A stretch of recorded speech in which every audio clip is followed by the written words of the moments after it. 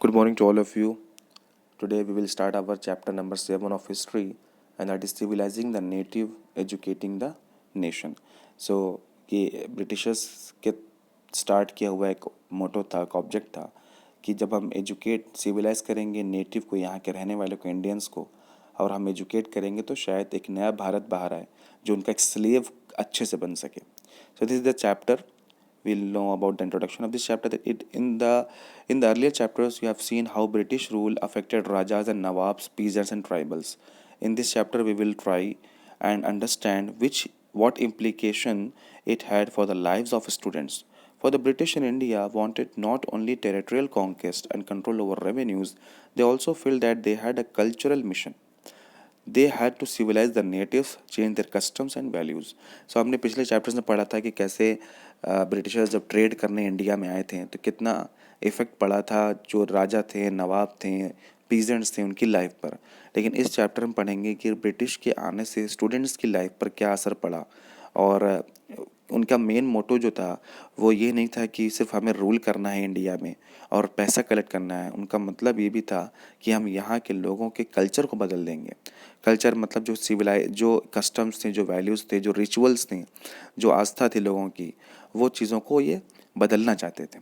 What changes were to be introduced? How were Indians to be educated, civilized, and made into what the British believed were good subjects? The British could find no simple answers to these questions. They continued to be debated for many decades. So Britishers के according कि वो education system को change करना चाहते थे, लोगों को civilised करना चाहते थे. सिविलाइज इन अ सेंस कि वो चाहते थे कि यहाँ जो जो रूल्स, जो यहाँ पर कस्टम्स चले आ रहे हैं, वो भी ऐसे कस्टम जिसका कोई बेस नहीं है, जिसकी कोई हिस्ट्री नहीं है. वो चाहते थे कि इन चीज़ों को अवॉइड करें और लोगों को सिविलाइज करें, लोगों को अपने बारे में सोचने की मौका दें, सेल्फ इंट्रोस्पेक्ट करें. सो इस तरह से डिबेट काफ़ी काफ़ी सालों तक चली. There is a term here, linguist. What does it mean? That someone who knows and studies several languages. जिसको कई भाषा आती है उसको linguist बोलते हैं. How the British saw education? British के according education कैसी थी? Let us look at what the British thought and did and how some of the ideas of education that we now take for granted evolved in the last 200 years. आज जो हम education system से पढ़ रहे हैं, आज जो हमारे बीच बुक्स हैं, ऑनलाइन एजुकेशन हैं, स्कूल्स हैं, बिल्डिंग्स हैं, लाइब्रेरीज हैं, ये ऐसे ही नहीं है. इसके पीछे भी इसकी हिस्ट्री है. आज जो हम एक बिल्डिंग में पढ़ रहे हैं, हमारे पास क्लासरूम्स हैं, हमारे पास प्लेग्राउंड है, लाइब्रेरी है, कंप्यूटर लैब है, ये सब चीज़ें ऐसी ही नहीं मिल गई हमको. इसके लिए काफ़ी परेशानी उठानी पड़ी है. इसकी भी एक हिस्ट्री है, तो हम इसमें जानेंगे कि क्या हमें मिला है और कैसे मिला है. In the process of this inquiry, we will also see how Indians reacted to British ideas and how they developed their own views about how Indians were to be educated.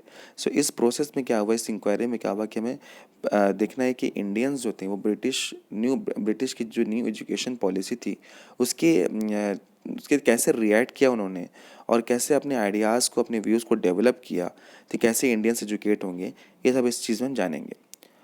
The tradition of Orientalism. In 1783, a person named William Jones arrived in Calcutta. अब हम देखेंगे tradition of orientalism. Orientalism means कि Britishers को अपनी policies, अपनी education system इतनी अच्छी लगी कि वो इस चीज़ को यहाँ पे इंडिया में स्टार्ट किया. तो इंडिया के लोगों को ये बताया कि आपका जो सिस्टम है, आपका जो कस्टम है वो बेकार है और हमारा बेहतरीन है. इसको बोलते हैं हम ओरिएंटलिज्म. तो ट्रेडिशन कैसे स्टार्ट हुआ? 1783 से person named William Jones arrived in Calcutta. He had an appointment as a junior जज at the supreme court that the company had set up. जो कंपनी ने, हमें पता है ट्रेड करने वो आए थे, तो कंपनी ने सुप्रीम कोर्ट के इनको जज बना दिया, इनका अपॉइंटमेंट कर दिया.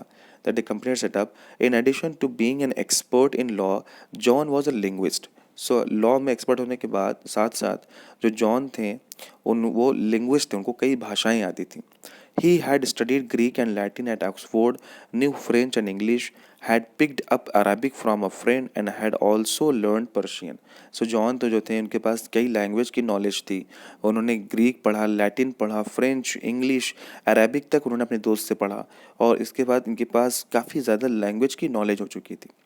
At Calcutta, he began spending many hours a day with the Pandit who taught him the subtleties of Sanskrit language, grammar and poetry. इन्होंने कलकत्ता में एक पंडित के साथ के की हेल्प से इन्होंने पढ़ा संस्कृत और काफ़ी जाना उसके बारे में.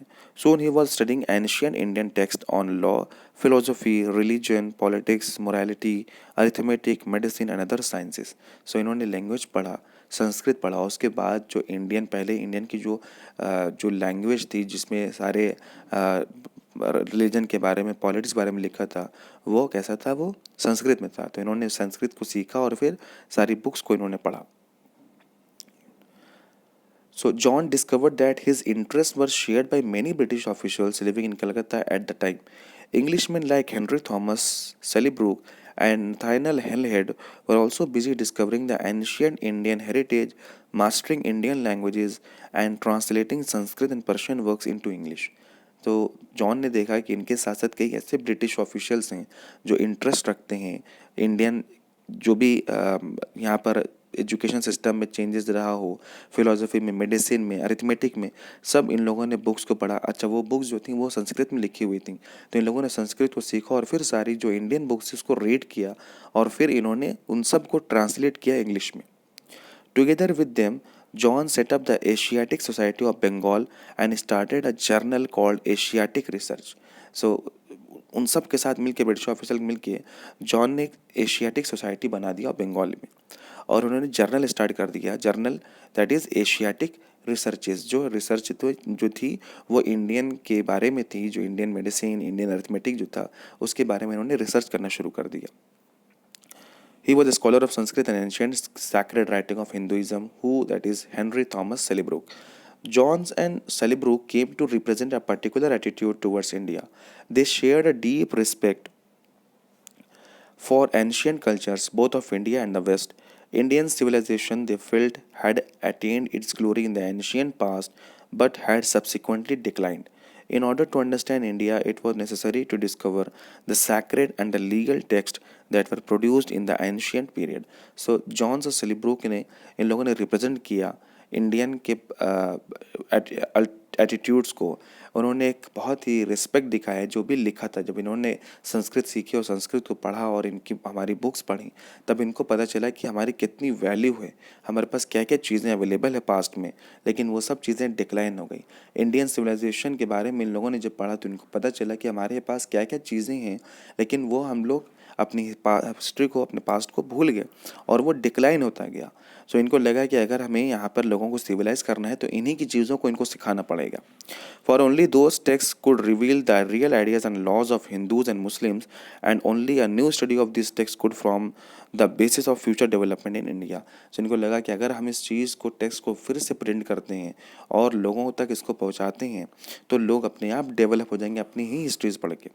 सो Jones and Colebrooke went about discovering ancient text, understanding their meaning, translating them and making their findings known to others.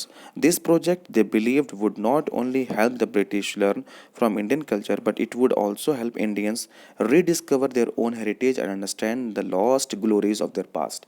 So इनको लगा कि अगर हम इस चीज़ को लोगों के सामने रिप्रेजेंट करेंगे तो लोग उनको सुनेंगे ही सुनेंगे, साथ में अपनी हिस्ट्री को भी पढ़ेंगे और अपने जो इंडियंस जो हैं वो अपनी हेरिटेज को रीडिस्कवर करेंगे, अपने बारे में जानेंगे, अपनी ग्लोरीज को जानेंगे पास्ट में, जिससे वो सिविलाइज हो जाएंगे.